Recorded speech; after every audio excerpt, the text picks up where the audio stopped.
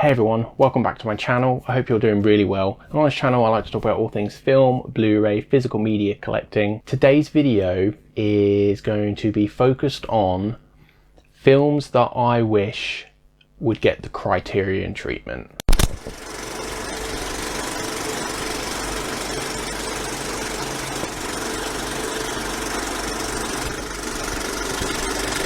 So I'm sure any Criterion collectors out there must have some sort of wish list or film that they really love that they wish would make it onto the Criterion Collection. I have picked 5 films that I think deserve to be in the Criterion Collection and would make my day if the Criterion ever did announce that they were going to be adding this to their collection. The first thing on my wish list is the 2002 Spike Lee joint 25th Hour. I recently put this in my favourite films for every year I've been alive video for 2002. This is one of my very favourite films and it doesn't get talked about enough, and I honestly think it's one of Spike Lee's, if not Spike Lee's, best film. It follows the lives of a group of friends who are sort of celebrating or having one last hurrah before Edward Norton's character in the film is going to jail for several years for a crime that he's committed. And it's a very in-depth character study about these guys' lives, and it's set just after the 9/11 attacks, so the devastation in New York City is still very prevalent.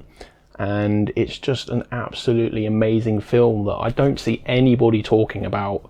And I think this would really fit into the Criterion Collection, and this sorely needs like a restoration or a Blu-ray release that is, I think it's released in a double pack with He's Got Game with Denzel Washington. But yeah, this needs some serious love because I adore this film and I think lots of people will really like it if it was brought to the Criterion Collection and sort of shown to the masses. Next up on my wish list is a 2004 film by British director Shane Meadows, and it's his film Dead Man's Shoes.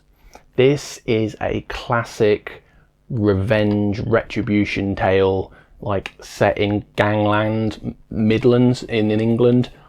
It features an incredible performance by Paddy Considine in like the central lead, and it's just very moving and heartbreaking and difficult to watch in places, but it's a really great example of like regional drama from the UK.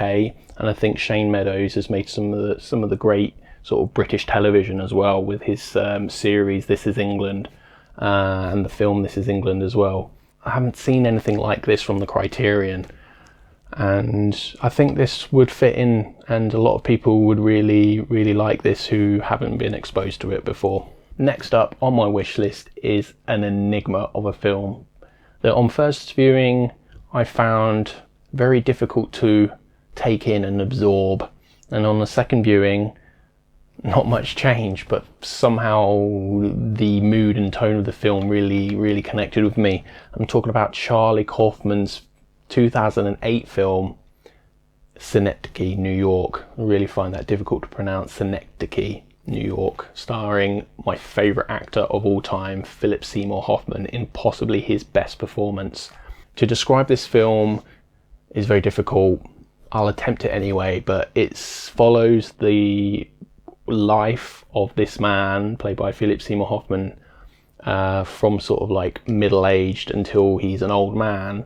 But it's told in very succinct cuts, and time passes by. Literally, as a cut happens, time has passed, and it's very subtle how the time passes in the film.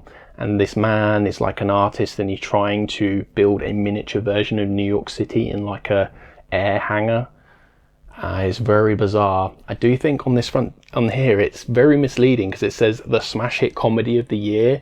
While there are some funny moments in this isn't really like what you'd call a traditional comedy, and smash hit makes it seem like it's accessible to a lot of people, and it's a very I find it quite like a niche interest, although I think a lot of maybe art house lovers or film people who are into really difficult to decipher films will get a kick out of this on like repeated viewings and trying to unravel exactly what's happening here. But I think Criterion would love this.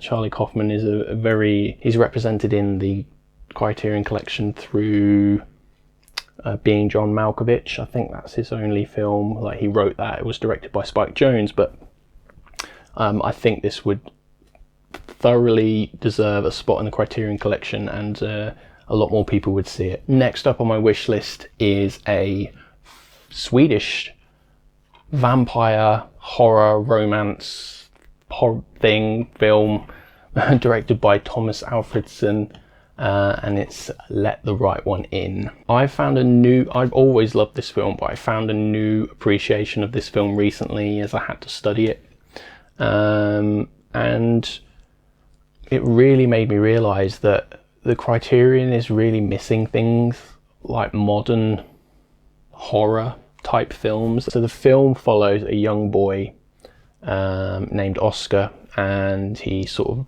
his parents are separated, and he gets bullied at school, and he's very much an outsider.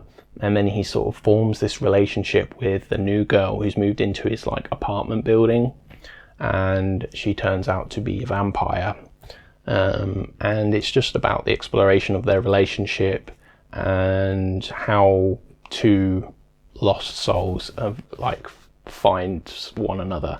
And it's absolutely beautiful and so well put together. I absolutely love this film, and I think it deserves to be in the Criterion Collection. A really nice restoration of this with some like really nice special features and stuff it would make my day, and I hope this one day makes it into the collection. Last but not least is, I think, one of the first ever subtitled films I ever saw that I can recall, and it's a pretty damn good one to be your first one. I'm talking about Fernando Meirelles', don't think I pronounced that right. It's his film City of God.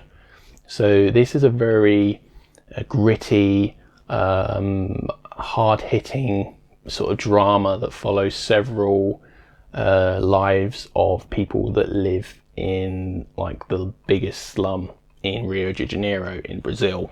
The film is based on a true story of a young boy who sort of desired to be a photographer, and basically as his means of getting out of the slums.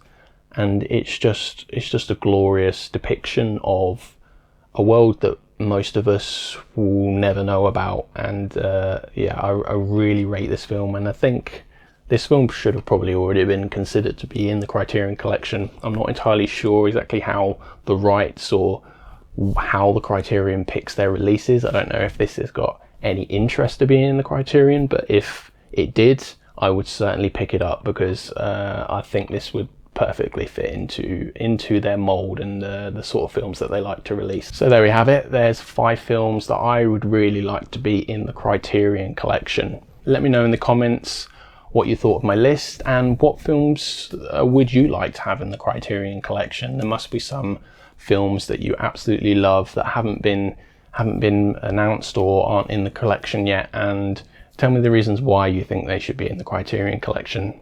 So until next time, everyone, take care.